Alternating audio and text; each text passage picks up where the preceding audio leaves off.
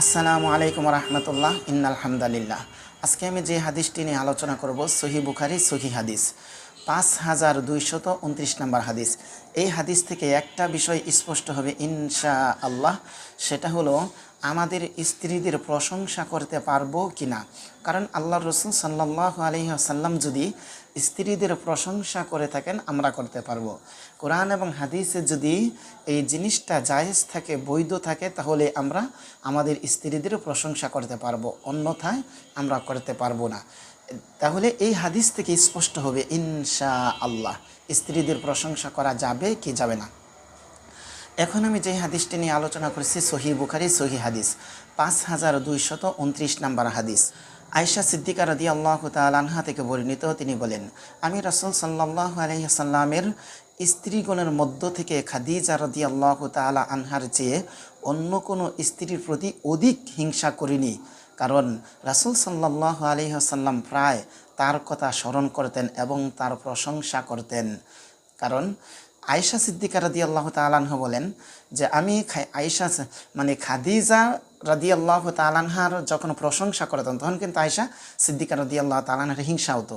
কারণ উনিও স্ত্রী, ওনার প্রশংসা করে, এটা কিন্তু হওয়ারই কথা। তার মানে কি, হিংসাক্ত কর্মকাণ্ড এরকম কোনো কিছু করেন না যা কোরআন হাদিসের বিপরীত।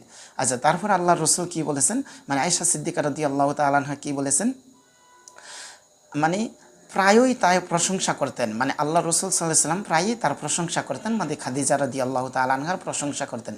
তাছাড়াও রসুল সাল্লাল্লাহু আলাইহি ওয়াসাল্লামকে ওহির মাধ্যমে তাকে খাদিজা রাদিয়াল্লাহু তাআলা আনহাকে জান্নাতের মধ্যে একটি মতির প্রাসাদের সুসংবাদ দেওয়া হয়েছিল।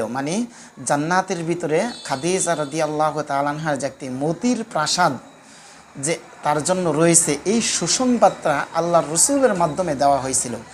এই জন্য আমরাও যদি কি করি, আল্লাহর রসুল সাল্লাল্লাহু আলাইহি সাল্লামের স্ত্রীদের মতো আল্লাহর রসুল যেইভাবে তার স্ত্রীদের প্রশংসা করতেন, আমরাও আমাদের স্ত্রীদের প্রশংসা করব। কিন্তু আসলে কি জানেন, আমাদের স্ত্রীরা কিন্তু অনেক কষ্ট করে, অনেক পরিশ্রম করে, ঘর গোছানো, ঘরের কাপড় চোপড় ধোয়া, ছেলে মেয়ে লেখাপড়া ইত্যাদি অনেক কিছুই পরিশ্রম করে।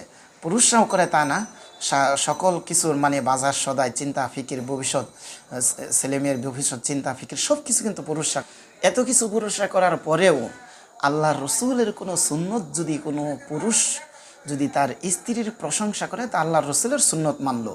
আর সুন্নত মানাতে হবে কি, স্ত্রীও খুশি হবে, ঘরের কাজকামও সুন্দরভাবে হবে, অন্য কোনো সব কিছু ঠিকঠাক মতো হবে। আমাদের সবাইকে এই সুন্নতটি মানার মতো তৌফিক